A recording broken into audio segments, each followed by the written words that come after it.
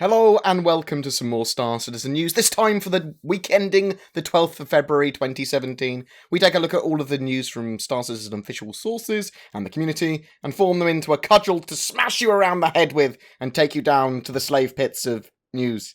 I've been playing a lot of Conan recently. 2.6.1 on the PTU, so the B build of 2.6.1 is now out to the wider PTU for all backers. The patch is worth testing. I believe you get access to all flyable ships in the PTU patches to help give feedback. You also get to see the joy of multi-region servers, better network features, updated flight balance, and several dozen major bug fixes. It is worth remembering that these PTU tests are there to help the patching and prioritizing kind of all these bugs and fixes to get onto the live builds. So adding to the bug reports, prioritizing bugs, getting involved with that issue council will help you get earlier access to PTU tests, but also genuinely helps the development of the game. So please check that out. I'm really happy with the 2.6.1 PTU build. I think it is the best PTU patch they have ever done. It's been the least crashy for me. It's improved the game a massive amount and actually makes it playable and not stressful anymore. Lots less desync and that sort of stuff. So check that out for yourselves. Hopefully that should be a 2.6.1 live build really pretty damn soon, within the next few days, would be my expectation. The monthly report is out, and it's quite a lengthy one. I will get a video up for Monday. It contains information on character customization, item system 2.0, lots of AI subsumption stuff, and much more, including some great pictures of some vistas and some planetary tech and all that sort of jazz, as well as some other stuff that we already knew had happened over the last couple of months. Links to everything that we talk about in the description if you want to check that out now, that monthly report, but we'll also put it in the video, as I said, and like an ability pointy one on Monday for you guys. The newsletter. In the newsletter this week, there were a few cool things. February 14th flash sale. Nothing says I love you like a Super Hornet. Celebrate Valentine's Day by snagging a multi-cruise ship for you and your loved one. Even if you prefer to fly solo, make sure you visit the store page on Valentine's Day to see what special ships will be available. On the 14th, guys, just check out to see if there's anything cool on the ship page. There's going to be a flash sale, I believe, just for that day on Valentine's Day on February 14th. So check that out. We also got to see a sneaky peeky of the heavy UEE marine armor that they've been making recently. It's quite a high poly count past this one, and it's built by Clark Defense Systems. What this heavy armor lacks in mobility, it makes up for with superior damage absorption for both ballistic and energy weapons. It's big, chunky, and as with a lot of this armor, it's very Halo-like.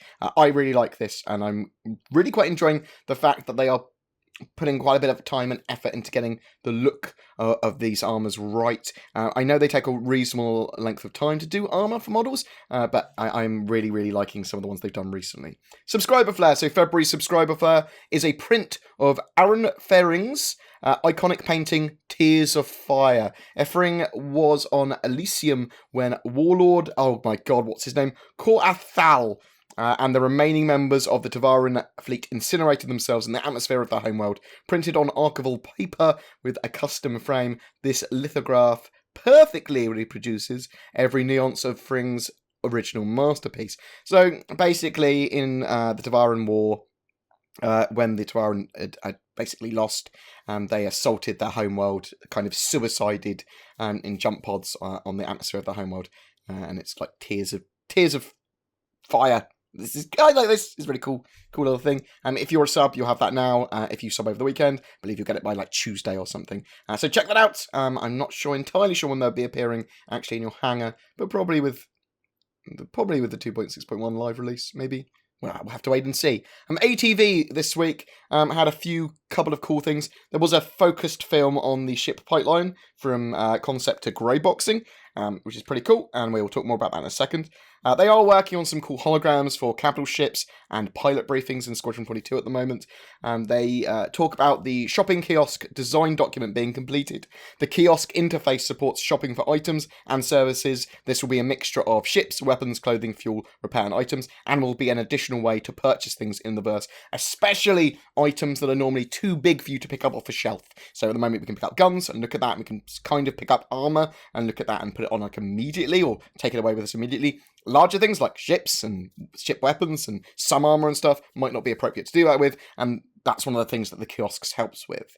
They are starting now to add interactive cockpit starts for sequences for various cockpits, so we're going to have a much cooler what you turn on kind of experience. The Cutlass Black has made a load of progress and we should hear some more from that soon. The Super Hornet as well has been updated and is ready in 2.6.1, I believe in the PTU now, actually. That's a good point. DevOps got the multi-region servers deployed for 2.6.12. Thank you very much, guys. The rest of AVTV focused mainly on the ship pipeline for the Buccaneer, and is worth watching if you want to see the steps and timelines from ships to, in this case, Grey Box, but I think they're going to do some more episodes of this in the future, so we can see them all the way to flight ready and beyond, probably like the touch-ups and remastering and updates on them. Also, Noobify has a fantastic video on the pipeline too. Links in the description to both of them. Happy Hour. So, Happy Hour saw lead writer Dave Haddock and streamer Bad News Baron last week.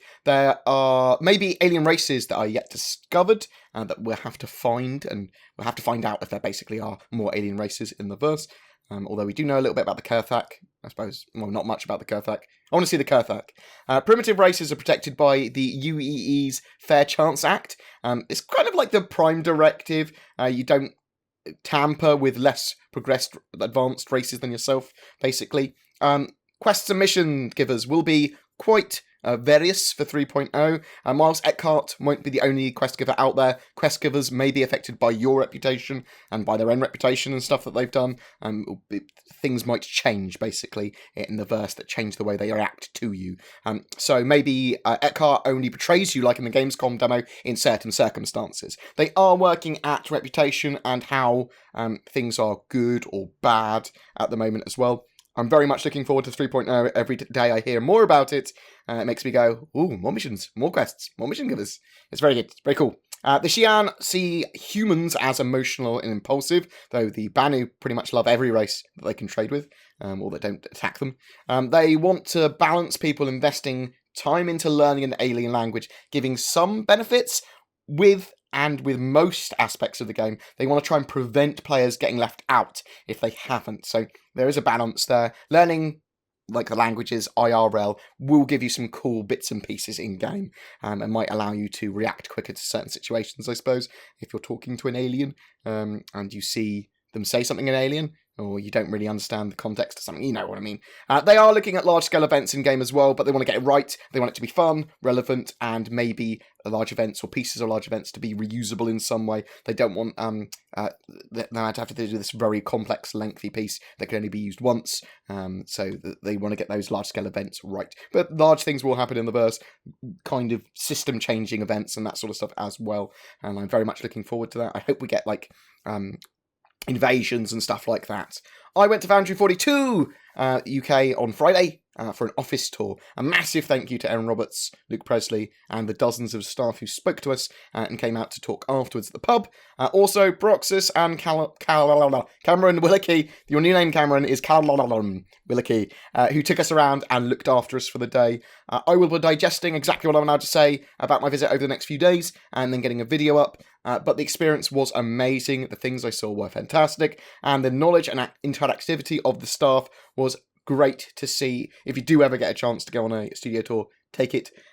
We are in for a treat for the future, is all I can confirm, I can say at the moment. Commenting on my videos each month gives you a chance to win a ship for February. That is an Avenger Titan. For February, for each month. For February, that's an Avenger Titan. I'm very bad at saying things. My brain is gone. So tell me what you think of 2.6.1. Are you finding Arena Commander and Star Marine much more fun and playable? Even the combat in the Persistent Universe seemed a bit better, and people have been reporting they're getting better frame rates in the PU, though I haven't experienced that myself with the Persistent Universe.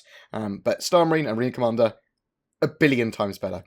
Do you like the tweaks to the flight balance and the weapons? Are you still having issues? Please share, because it gives you a chance to win a ship. Please don't forget as well to like and subscribe. It really does help me. Also, people are saying that you should press the bell button because that gives you even more alertness when I get a video up, but apparently helps YouTubers more. So do that if you want. Take care, guys, and I will see you in the verse. Lots of videos coming this week. Just hold yourselves, prepare yourselves, brace for cool videos. Take care, guys, and I will see you soon.